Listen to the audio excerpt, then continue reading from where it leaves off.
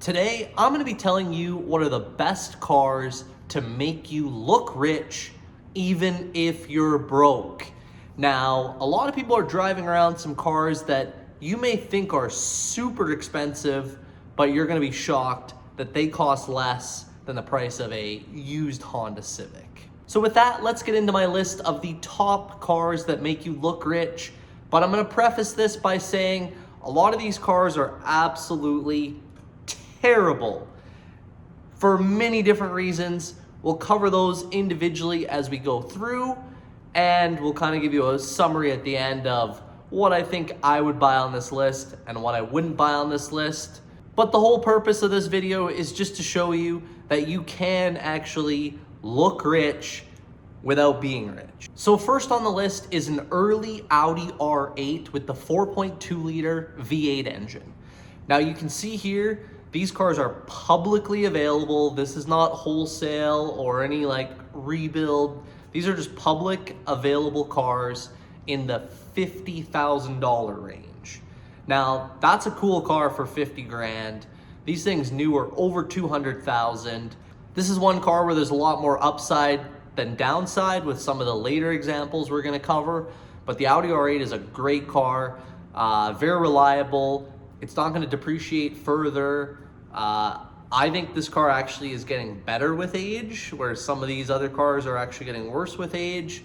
And in terms of maintenance, pretty reliable. Thing to look out for on these early cars is like leaky shocks and kind of some suspension related stuff like that. But otherwise, Audi R8 is a great car that makes you look rich without being rich. But the next cars are gonna be even cheaper. Next car on my list is pretty well any Maserati. So this is the Ghibli, Gran Turismo, Quattroporte, or Levante. And these cars, I actually, looking online, was blown away. You can buy these things for 10 grand or less. Now, I'm gonna also say there's a reason these things are 10 grand or less, because they are not good cars. They're extremely unreliable. They probably will continue to appreciate further, like to zero. And I think this is one car where there's a lot more negative than positive to it. You know, anybody in the car community, if they see you driving a Ghibli like this, they know what you're after, which is you're trying to ball on a budget. So, you know, terrible car. I personally wouldn't buy one of these, but they are quite attainable, like 10 grand. I've seen Quattroportes and Levantes under 20. So, I mean, a lot of car for the money, but I don't think it's a great investment.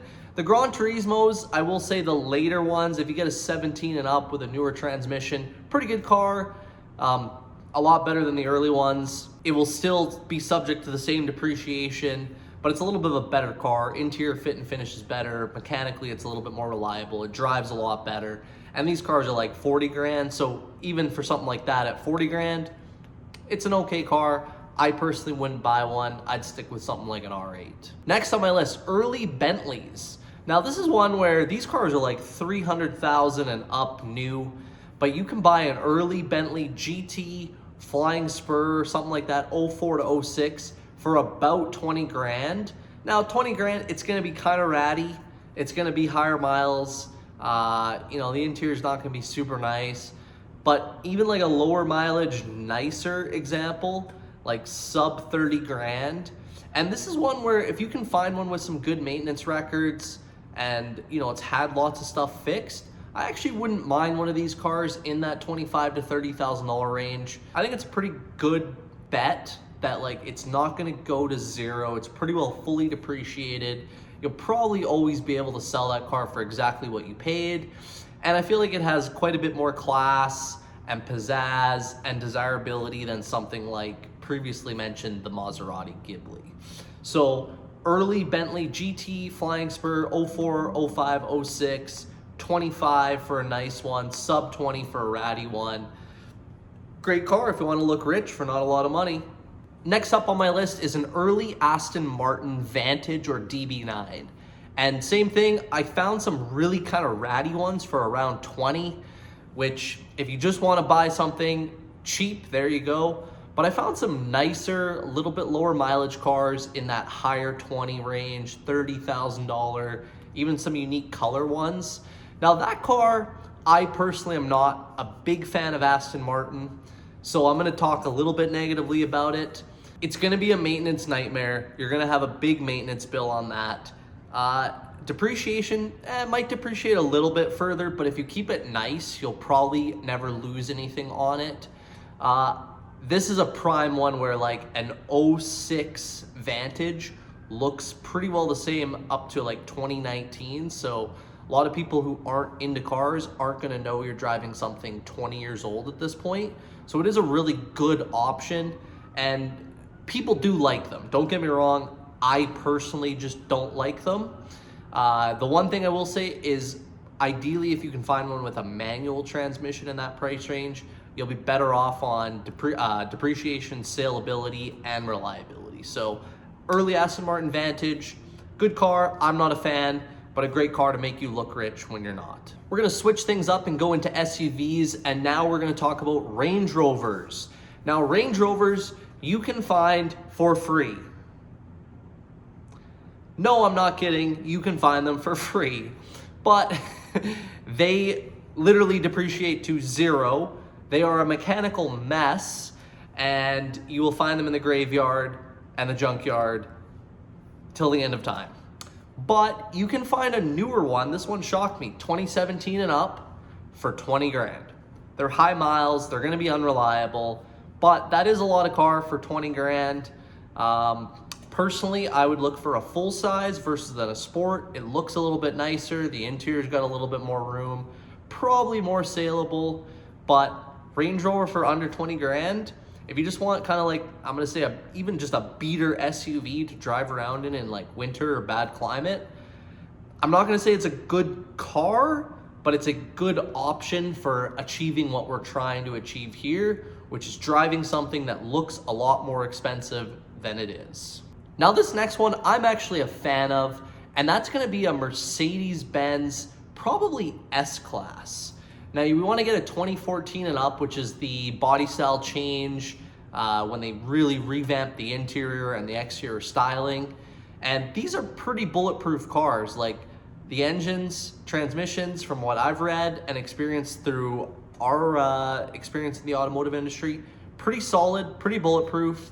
And it's a very classy looking car. And I found these cars for 15 grand. Now, this is one where like, I'm not gonna worry about maintenance as much as some of the other stuff like the Range Rovers or the Astons or the Bentleys. Depreciation, well, it's still gonna depreciate as time goes on, but if you stick with the 14 and up new body style, you're gonna be subject to less depreciation for a longer period of time, as opposed to looking at the previous body style, which is just gonna plummet to zero if it's not already there. So this car, something like that for 14 grand, personally, I was looking S63 AMGs, 5.5 liter bi-turbo engine, like 600 horsepower, sick interior, sick exterior, in the 30s. That's personally what I would buy. I wouldn't look for a base for 15 grand. I would look for an S63 in the 30s, or even a nicer one in the 40s with lower miles. That car, I think, is an insane buy and an insane car to make you look rich when you're not.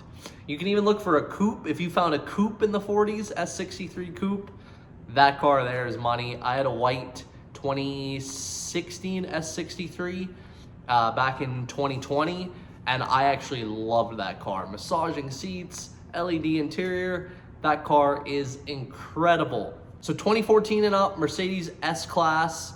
This also applies to like the same comments I apply to like CL, CLS, E63. It's the same. I'm just picking out the S-Class particular as a great car to make you look rich when you're not. Finally on my list is Porsche, and this is gonna be very vague, but you can buy an early Boxster, 911, Cayman, Panamera, Macan. You can buy pretty well any of these cars, pending the year and the mileage, like sub 20 grand. And a lot of these cars are even gonna be like 10. Like an early or mid 90s Boxster when they came out, it's probably a $10,000 car. Now, this car isn't really gonna impress people like a newer Porsche would, but to non-car people, you know, you can say you could drive a Porsche for 10 grand. It's gonna be pretty reliable, pretty bulletproof, and like, I have a rule that if you buy a Porsche and keep it in the condition that you bought it in, it will never lose any money. And that applies throughout the whole model range. I don't care if you're buying a 90s Boxster for 10 grand, an early 2000s 911 for 20 to 30 grand, or if you're buying like a brand new GT3, it's gonna keep its value if you keep it nice. So I think the Porsche is a great option, whether you're looking at a Boxster, a 911, a Panamera, a Cayenne, or a Macan. You need to figure out what suits your lifestyle best, because hey, even like a Cayenne, you know, you can buy a nice Cayenne for under 20. People still think that's a nice car. They're gonna think you're rich if you drive a Macan or a Panamera or a Cayenne. It doesn't need to be the sports car, for example. And Porsche, you know, it's Volkswagen. It's no different than the Audi R8. I think it's got a lot more positives than negatives, and it definitely achieves the purpose of making you look rich if you're not. So in closing, I just want to go over some of the negatives that I went through with some of these cars earlier. Is some of them are still subject to heavy depreciation and they will literally go to zero. Some of them are a lot more unreliable than others, which I think I've made that very clear which brand, Maserati, is gonna be the worst for that. So I think what's worst of all and what you're subject to the biggest downside on is that car people might make fun of you. They may not, but car people, like if you show up in a Ghibli to a car meet, I'll leave it at that. Hopefully you enjoyed this video. Let me know your thoughts in the comments down below. Do you own any of these? Would you buy any of these? Would you not buy any of these? Did I make sense with this video? Did I not make sense? I want to hear from you with your comments down below, including on our new format of these videos on our channel. All right, if you enjoyed this video, if you could do me a huge favor, click the like button down below, check out some of our other videos on the channel, and be sure to subscribe. It literally takes 1 second, and it helps our channel out grow immensely. I actually like that one the best. The final one's the best.